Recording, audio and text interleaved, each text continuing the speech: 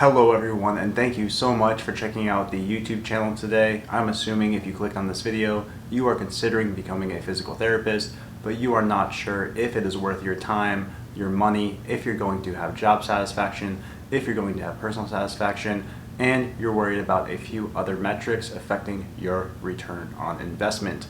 Now, before I get into whether or not I regret becoming a doctor of physical therapy and licensed physical therapist, please subscribe to the channel, hit that like button below, share this video if you find it helpful, and if you have any questions, comments, complaints, or concerns as the video moves along, please share them in the comment section below.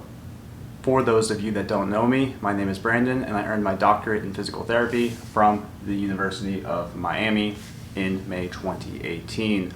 I started PT school in May 2015, graduated May 2018, took my boards in April 2018, passed, was licensed at the time I graduated, and I've been a licensed physical therapist who holds a doctorate in physical therapy for the past 2 years, working mainly in the home health setting. Do I regret earning my doctorate and becoming a licensed physical therapist? This may surprise many of you, but for me, that answer is no, and here's why. From a financial perspective, in the past 2 years, I've been able to make over $200,000 as mainly a home health PT. I've also done some travel outpatient and cash pay as well, but financially it's been a good ROI.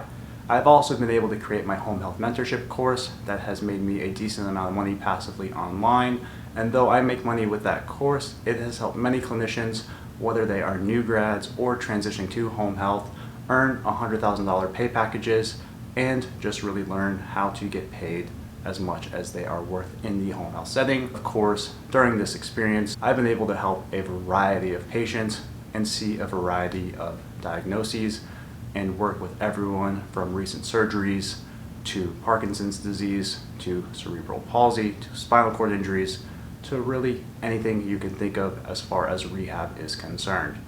Before this video gets further along, I do want to get some wheels turning and get some considerations put out there that I didn't even consider until I was about a year into practice. The first thing is that if I was currently a staff PT, busting my ass, making 60 to 80K, I would absolutely regret my decision. Why? Because of how the insurance standard model works. In the standard insurance model, though you hold a doctorate, you are not treated as such. So a physician, a PA, and an MP, a chiropractor, a dentist can write on the script how you treat your patient, and you get viewed more as a tech in that setting, and that creates a lot of burnout. Also, in all healthcare settings, and why I only work PRN now or pick up travel contracts here and there or do cash pay, is that it has evolved from a patient care system to a electronic medical record system where you can give the best patient care, give the patient the best experience, and you're going to get paid shit for that. But if you treat the patient like shit but document that you gave them the best experience or just document different things and codes, you'll get paid very well. So just take that into consideration. Know that because this degree, at least in the United States, as far back as the early 2000s, evolved into a doctoral degree, and since the early 2000s, to become a physical therapist, you need a doctorate in physical therapy in the United States. And even though it is a doctorate, it is not viewed as such in the insurance industry. Yes, you have direct access.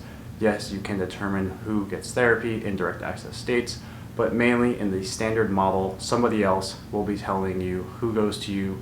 Hopefully they'll write eval and treat, but many times they will write outdated protocols and other things that are just going to frustrate you and burn you out. So make sure you know that going into it. And if you want a cheaper option and just send people to therapy, look at PA and P.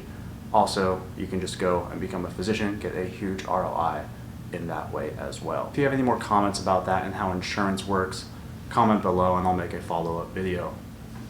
The next thing I want you to consider is, can you do this until you are 65 years old? For me, I didn't consider that until about a year into practice.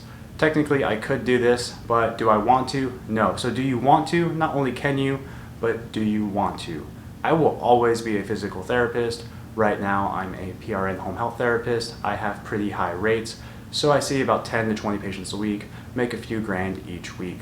But I set myself up to be in that system, and I talked about this on Aaron Lebauer's podcast that I'll link below, is that if a system doesn't work for you, you go ahead and you create your own system. Now, as I stated, I kind of have one foot out the door right now, focusing more on my YouTube. A few other things I will announce later on once they come to fruition. But for now, I am happy living the PRN life.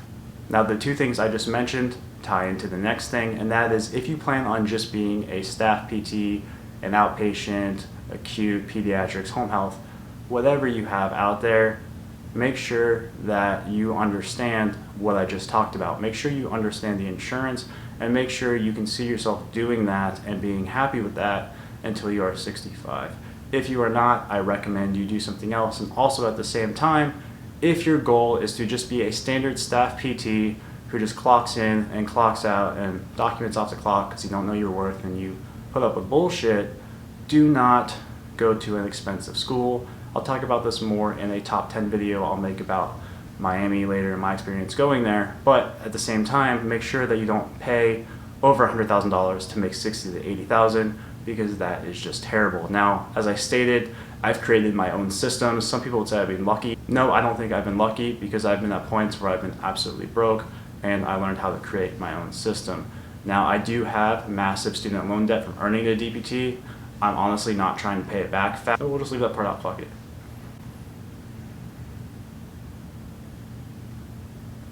So in summary, to make this video quick and to the point, make sure you understand exactly what you're getting into, shadow in a variety of settings, make sure you ask any physical therapist that you're shadowing if they regret their decision, and write down the reasons why or why not. I gave you my reasons. However, had I accepted a situation that many people do accept, I would regret it. And when it comes to finance, which I will make a separate video on later, understand that there are certain things that you can get away with federal loans that you can't get away with private loans. For me, I'm just paying the minimum and being poor on paper, because by doing that, I actually pay less than paying the loan back over time. And also, if I die, the loan goes away and it can't be transferred. So why am I going to rush to pay that back when I can invest in other avenues? All right, I hope this video was helpful. I'm Dr. Smith, physical therapist. Please subscribe to the channel, and if you have any questions, comments, complaints, or concerns, as I stated earlier, comment below, and I will make a follow-up video addressing anything in the comments that I feel is worth my time. Alright guys, thank you for watching.